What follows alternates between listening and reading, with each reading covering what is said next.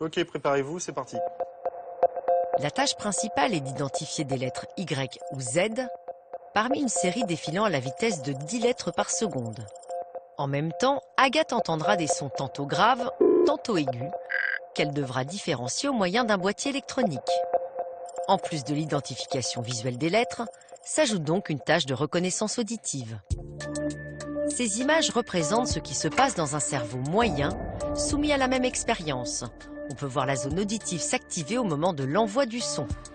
Si un Y ou un Z se présente, ce sont les zones de la reconnaissance des lettres qui s'activent. Plus le délai entre le son et la lettre est court, plus l'exercice est difficile. Lorsque le son et la lettre se chevauchent, le cerveau doit faire un choix. Il se concentre sur le son et ne voit pas la lettre.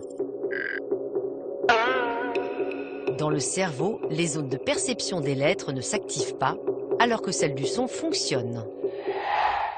Le cerveau accomplit les tâches les unes à la suite des autres et non simultanément. C'est ce que l'on a constaté avec Canetti. Il n'arrivait pas à faire une addition pendant sa résolution de Rubik's Cube. Ok, très bien, c'est terminé, je viens vous chercher. Mais qu'en est-il d'Agathe? Bon, ça va, ça s'est bien passé alors? C'est assez troublant parce qu'en fait, quand la lettre arrive, si par hasard elle est en même temps que le son, on sent qu'il y a besoin d'un temps de digestion.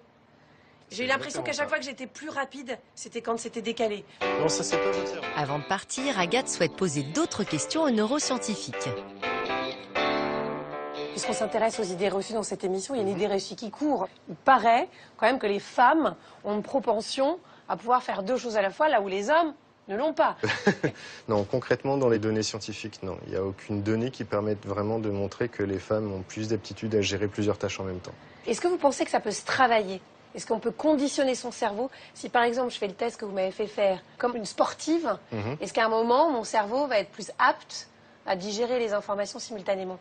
Alors, dans ce genre d'expérience, même si vous entraînez la personne après des milliers d'essais, on appelle ça un goulot d'étranglement central, c'est-à-dire ce ralentissement sera toujours présent.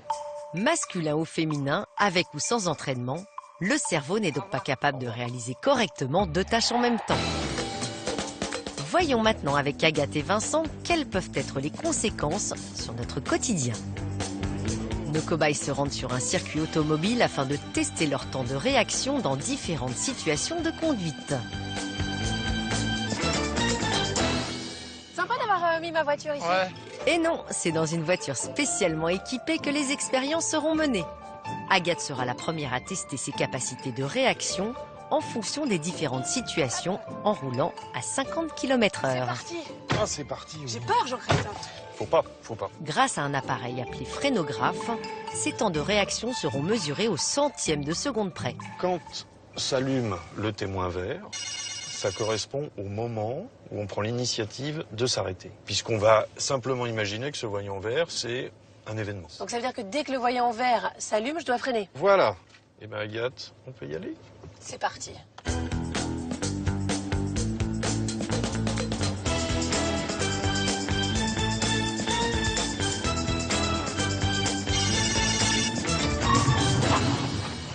Ok.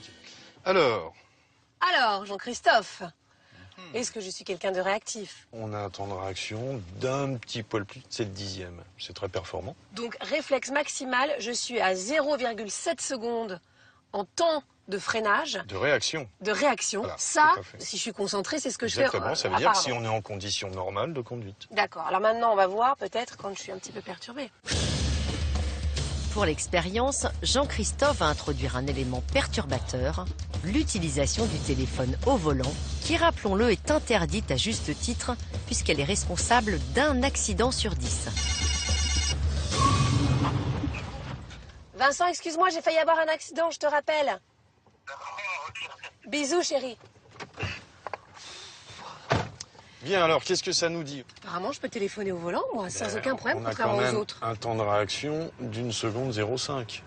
Alors que tout à l'heure, on était À à 0,7 secondes. Donc ça veut dire que même en faisant quelque chose d'assez anodin, eh ben forcément, les temps de réactivité sont plus importants. C'est maintenant au tour de Vincent de se prêter au test. Sera-t-il plus réactif qu'Agathe? C'est pas ici que ça se passe? Eh oui, Vincent.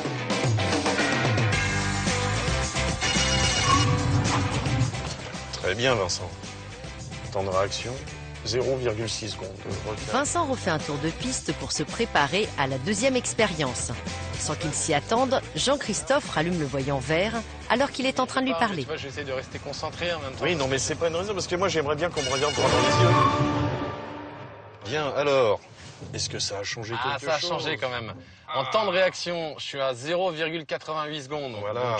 J'ai pas mal monté quand même, de 28 centièmes. Vincent a perdu quasiment 3 dixièmes de seconde de temps de réaction. Comme quoi, une simple conversation peut perturber la conduite. Ah oui, d'accord. Pour la troisième expérience, Vincent doit régler son GPS en conduisant. Nous cherchons l'avenue Jean Jaurès à Marseille. Avenue. Oh là là. Oh, j'étais bien en retard. Ah ouais, 1 seconde 02. Tout à fait. Alors que j'étais à 0,6 sans aucune perturbation. Exactement. Donc Voilà. 40% de plus de temps de réaction, ça me C'est paraît énorme. énorme. Oui, Dans je une trouve que condition le mot réelle est- de circulation, ça peut être hyper dangereux. Ah bah complètement. Pour se rendre compte des conséquences de l'incapacité du cerveau à se concentrer sur deux choses à la fois, Vincent et Agathe rejoignent Jean-Christophe sur la piste afin de matérialiser au sol les temps de réaction d'Agathe pendant l'expérience. Là, on va s'intéresser au score d'Agathe. En sachant qu'ici, on part de... Voilà, c'est le moment où la lumière s'allume. D'accord. Et à partir de là se déclenche le processus de réactivité. Il faut que je m'arrête. Et là, on a réagi et après, il faut freiner. Et la première fois, Agathe a quand même parcouru la distance de 20 mètres. Ah ouais, Voilà, pile poil. je mets le plot C'est ici. là. Hop, alors.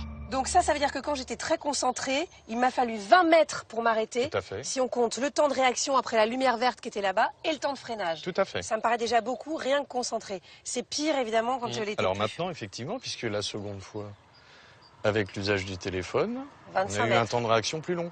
Et donc, il a fallu attendre 25 mètres pour que la voiture soit arrêtée.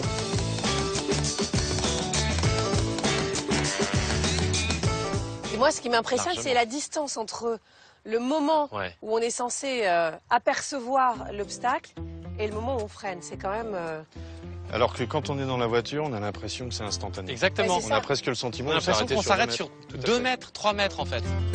Aujourd'hui, nous avons pu comprendre que le cerveau n'a pas la possibilité d'exécuter correctement deux tâches simultanément. Nos cobayes l'ont prouvé, nous ne sommes pas multitâches.